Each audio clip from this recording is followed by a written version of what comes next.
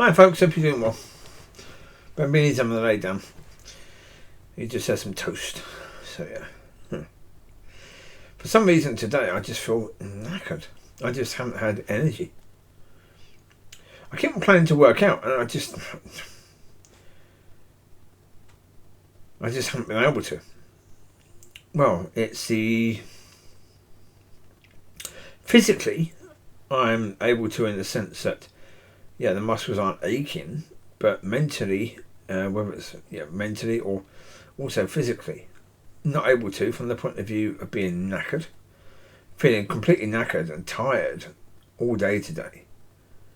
Could have been something to do with a phone call, that 3-hour phone call. Yeah. Yeah.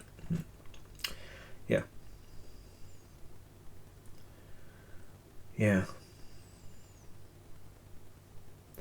Well, quite interestingly, some of the conversations last night went on a lot longer than they should have done, simply because of the fact that there were massive stories, to back a point. They didn't really need to be, because we both agreed on the majority of stuff anyway, so there didn't need to be massive stories to back the point. Yeah.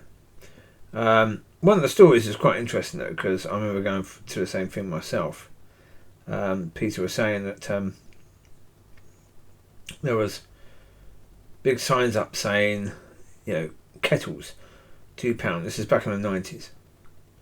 Kettles, £2. TV, £10.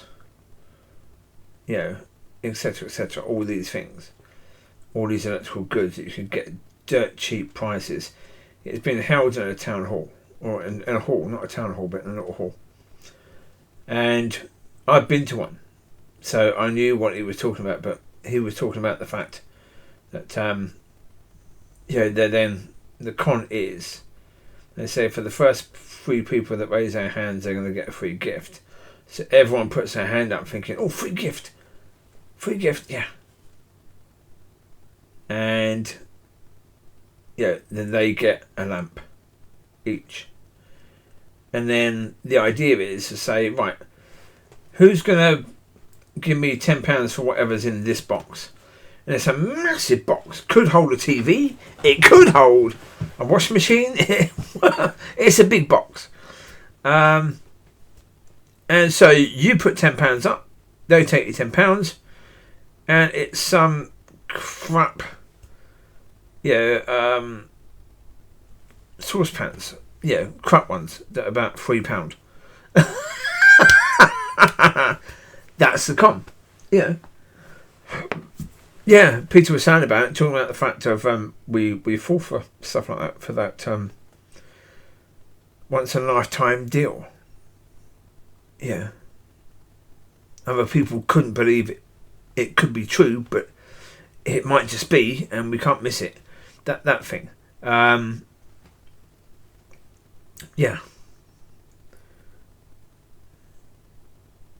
can't remember exactly what point it was trying to make with it. I think it was a point of view of the way the devil will do things very, very similar to God. And there's that subtle deceit there, which leads you to walking away. Now, he was talking about greed, wasn't he? Talking about greed. And the point of that was relying upon your greed. That wasn't... I'm not sure why that story was necessary, but okay. But so it was a 3-hour conversation in the end, and so So I know me, and I know that when I look back on that, that would be why I'm tired today, simply because of the fact that, for those sort of hours, generally speaking, if I try and talk, like normally if I'm talking on the phone, I'm struggling. My brain just isn't working. I'm trying to find words and I can't find them. Last night that wasn't the case. So therefore, my mind or my whatever part of me was saying, no, I've got to be awake for this. Well, as I say, it's to a certain degree 2 alphas coming together and having a conversation that they haven't really spoken for a while, and so therefore, That's why the stories, and that's why that sort of stuff is, because your greatest hits have to come out. Yeah, whatever your greatest hits are, they have to come out, because it's about impressing the other person with your knowledge, wisdom and understanding. Yeah. So I say we've got to get beyond that and say, no, I don't need to do that. Yeah, and if the other person wants to do that, let them do it. Yeah. Yeah. Because that isn't of God. Doing that isn't of God in any way, shape or form. That's of the devil. Yeah. The like puffing your chest out. Yeah. I see something actually on it was on one of these YouTube people that I watch who talks about some gym stuff, and there was one bloke who was doing his posing, videoing himself posing in a changing room, and somebody complained because it's a bloody changing room.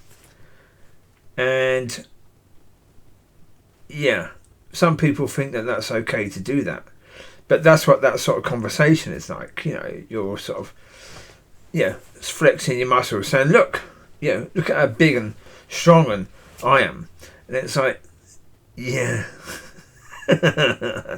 We have a God that's capable of doing so much more than we are. We're not that big and strong, really. We really aren't. Yes, it's like, try and just let God be the one to do the flexing. Yeah. Because if we're ever in a situation where we're trying to flex and God decides, right, enough is enough, and he flexes, we're going to wish we never flexed at all. That is an absolute certainty. So it's like, yeah.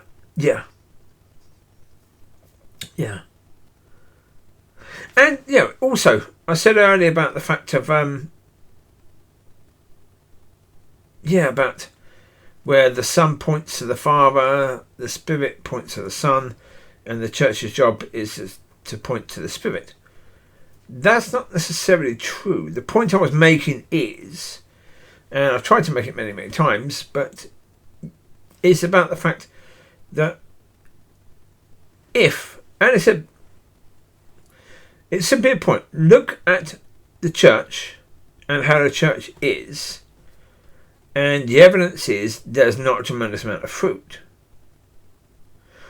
What if one of the reasons for that is that you're doing the wrong job? That it's not your job to point to Yeshua. If that isn't your job, stop doing it. Yeah, it's just a point, as I say, ask questions. Keep on asking questions. I don't mind conversations like the one last night, because to a certain degree, when we have those sort of conversations with people, we are asking questions. We're basically putting our best forward and testing that. Seeing if it holds up. That's cool. I don't mind that. That's cool to do that occasionally. It's good. You've got to do that. And you've got to do it against somebody who can challenge you on that and say, well, whether that is correct or not. And someone who you would allow to do that. Yeah. Because that is the thing, really. Is that it's in the nature, as I said, with church. It's in the nature of people in church that you shouldn't ever question them. You shouldn't ever challenge what they're doing, because they can get very, very offended by that. Yeah. Yeah, there were times last night in that conversation where Peter was, challenging, questioning what I was saying. I never got offended. Not at all. I wasn't offended by that. I was like, okay, if I'm going to open my mouth, then he's got a right to challenge that, because it's quite possible that I'm saying things that are right but saying it wrong. And if I'm saying something that's right but saying it wrong, then he's right to question what I'm saying. And that's why, as I say, quite often, the the conversation went in weird directions because maybe I wasn't clear enough about what I was saying. Yeah, and that happened quite a lot, I think. So therefore, got to learn from that and do better. Yeah. Maybe take a 3-hour conversation down to 1 hour. Yeah. Or maybe just talk more often so we can make it, half an hour maybe. Right. Well, because once you've been speaking on a regular basis, do you really need to go over your top 10 of your best hits, the best things you know? Not really, because you both know everything the other person knows in that way. You've already shown off, so you don't need to show off anymore, do you? So, yeah. That'd be good. Good to get to that point then, yeah. Yeah. But again, that's no criticism on him or myself. That's just the way the conversation went. And to be honest, as I say, I think you can probably expect that to be the case. Yeah. I mean, we're both people that can see that church hasn't functioned as it should. And we can go into a church and pretty much see why it's not functioning. So we see things pretty much in the same way. It's just we go about things in a different way.